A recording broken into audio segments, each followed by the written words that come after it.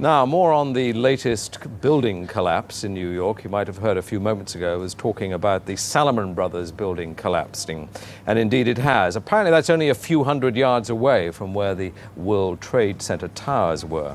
And it seems that this was not a result of a new attack. It was because the building had been weakened during this morning's attacks. We'll probably find out more now about that from our correspondent, Jane Stanley. Jane, what more can you tell us about the Salomon Brothers Building and its collapse? Well, only really what you already know. Details are very, very sketchy. There's almost a sense downtown in New York behind me, down by the World Trade Centers, of just an area completely closed off as the rescue workers try to do their job. But this isn't the first building that has suffered as a result. We know that part of the Marriott Hotel next to the World Trade Center also collapsed as a result of this huge amount of falling debris from 110 floors of the two twin towers of the World Trade Center. As you can see behind me, the Trade Center appears to be still burning. We see these huge clouds of smoke and ash, and we know that behind that there's an empty piece of what was a very familiar New York skyline, a symbol of the financial prosperity of this city, but completely disappeared now, and New York is still unable to take on board what has happened to them today. Presumably there were very few people in the Salomon building when it collapsed. I mean, there were, I suppose, fears of possible further collapses around the area. That's what you would hope, because this whole downtown area behind me has been completely sealed off and evacuated, apart from the emergency workers. That was done by the mayor, Rudy Giuliani, much earlier today because of, course, the dreadful collapse of the Twin Towers of the World Trade Center. But New York, very much a city still in chaos. The phones are not working properly. The subway lines are not working properly.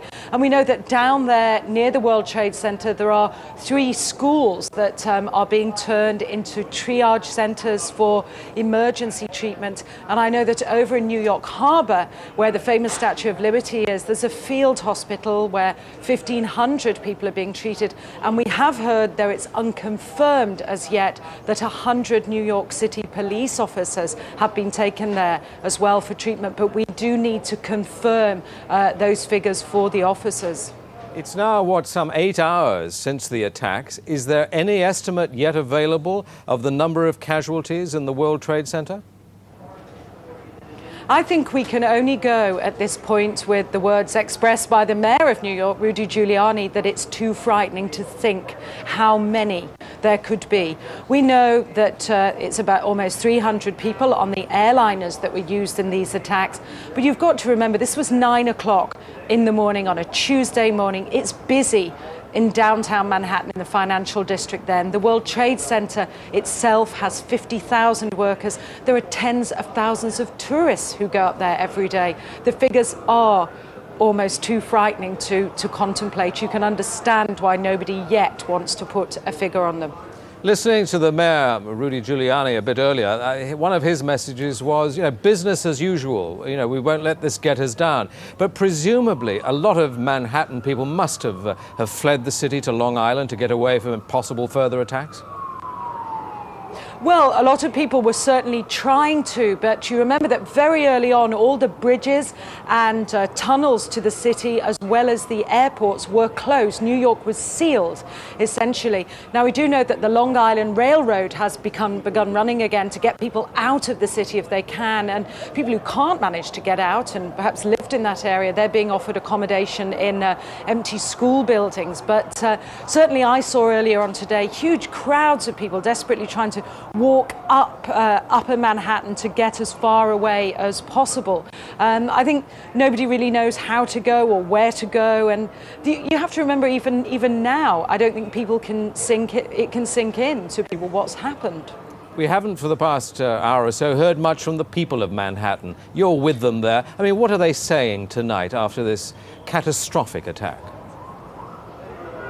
As I said, many just cannot believe this has happened, and I've seen you know, big burly men and women with tears in their eyes today, shaking their heads, wondering what on earth is going on. There was a sense of panic. Our reports from the scene were of people just absolutely horrified. And I've already seen some photographs of that a man took down in the downtown area, and it looks like the aftermath of a huge atom bomb or something, just full of debris and of like a white carpeting of snow from all the dust and rubbish that had fallen. I don't think people can comprehend. They certainly have lost any feeling of safety. There's still a great pride in the city. People are determined to fight back, but a great sense of shock and loss. People keep looking at the sky, for example, where you can see the plume of smoke, and say, when that's gone, it won't be there anymore. Our Twin Towers won't be there. Such a symbol of New York. Are they talking yet about revenge and what the government should do to counter this threat, or are they numbed still? I think people are still numb, and I don't think people are talking about revenge in that way at all yet. I think people are still too traumatized.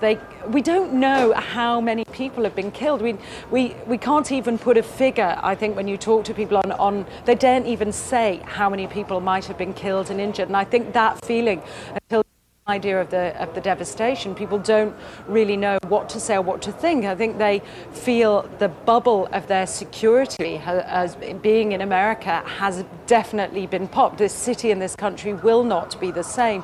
But they don't really know where to turn. That's the very sad thing. I think there's going to be a lot of very, very traumatized people that has hit them very, very hard. Jane, I think many of us, when we heard the news, perhaps on the radio earlier today, were completely flabbergasted by it and just couldn't comprehend it. I mean, it almost sounded too far-fetched. I was wondering what it's felt like for you being in Manhattan. Well, unfortunately, I think we've lost the line with Jane Stanley in Manhattan. Perhaps we can rejoin her and follow that up later.